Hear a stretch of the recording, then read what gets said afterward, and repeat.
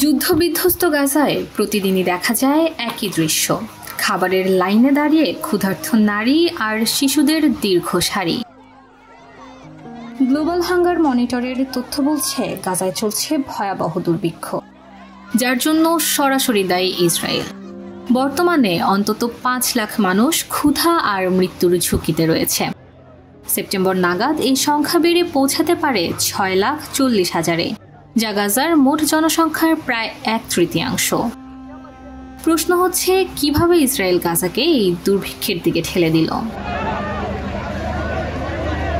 আন্তর্জাতিক সংস্থাগুলো বলছে ইসরায়েলি আক্রমণে গাজার খাদ্য উৎপাদন ব্যবস্থা একেবারে ভেঙে গেছে। কৃষি জমিগুলো বোমা হামলা, রাসায়নিক দূষণ আর অবিস্ফোরিত অস্ত্রের কারণে চাষের অযোগ্য হয়ে পড়েছে।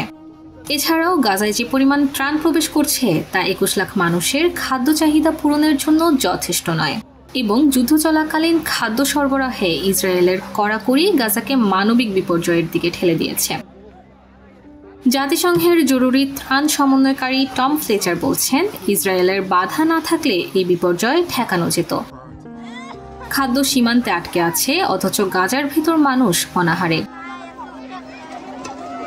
তিনি আরও যোগ করেন, এটি সেই দুর্ভিক্ষ যেটি আমরা আগেই সতর্ক করেছিলাম। আন্তর্জাতিক মিডিয়াকে ঢুকতে দেওয়া হয়নি। এমনকি কিছু ইসরায়েলি নেতা প্রকাশ্যে স্বীকার করেছেন খাদ্যকে তারা যুদ্ধের অস্ত্র হিসেবে ব্যবহার করছে।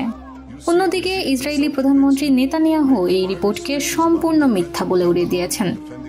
তিনি দাবি করেন, ইসরায়েল ক্ষুধা প্রতিরোধ করছে, তৈরি করছে না।